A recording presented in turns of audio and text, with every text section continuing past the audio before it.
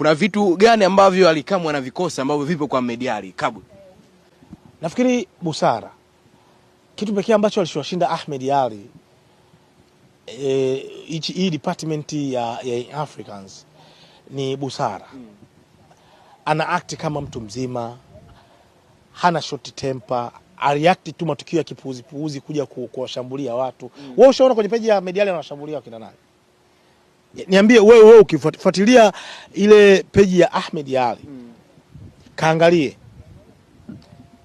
Kama itatokea kuna kitu anataka kukiweka sawa, atapiga simu na ataweka sawa. Sibula vizuri. Ashambulii, lakini pita kwenye pages za hawa media officers wa Young Africans, digital managers wa Young Africans, wanashambulia. Unajua kuwa msemaji ina maana wewe ujitoe ufahamu, uzungumze upuuzi tu. Sibula vizuri yani wewe ukiwa afisa habari wa timu fulani au media officer wa timu fulani, haimaanishi wewe kudanganya, kuzungumza vitu vya ovyo ndio basi wewe unaweza ukapata sifa. Sibula vizuri.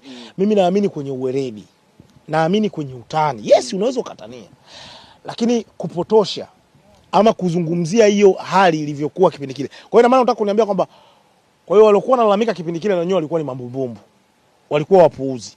Si ndio maana yake? Unamaanisha hivyo? Ina maana nyinyi, hata nyinyi viongozi wenu wakubwa, na mpaka Patrice Motsepe aliwahi kuulizwa kwenye moja kati ya press conference, akakiri hata yeye mwenyewe kwa mtazamo wake aliona ni nini? Ni goli. Si mla vizuri. Ina maana ile pressure yote mlikuwa mnapiga, mnafanya nini? Ina maana ulikuwa ni upuuzi. Kwa hiyo ina maana sisi baadhi ya watu tukiwa tunatetea baadhi ya matukio kuhusiana na klabu yenu, ina maana kumbe sisi ni wajinga.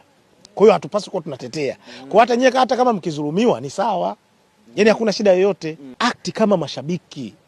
Wanapaswa kuact kama viongozi. Eneo ambalo wanapaswa kutoa elimu, toa elimu.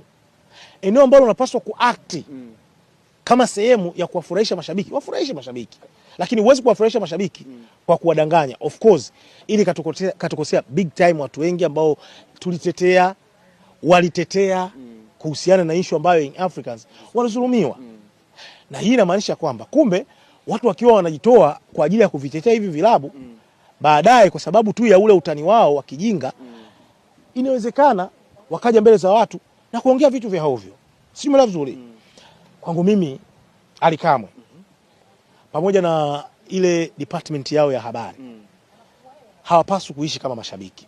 Kwa wewe Kabwe, Ally Kamwe ile media department yake nzima pamoja na ile na yule digital manager wao sijui Privadinho, hawapaswi kuact kama mashabiki. Yaani ukiona hata kwenye pages zao binafsi wana act kama mashabiki na sio viongozi.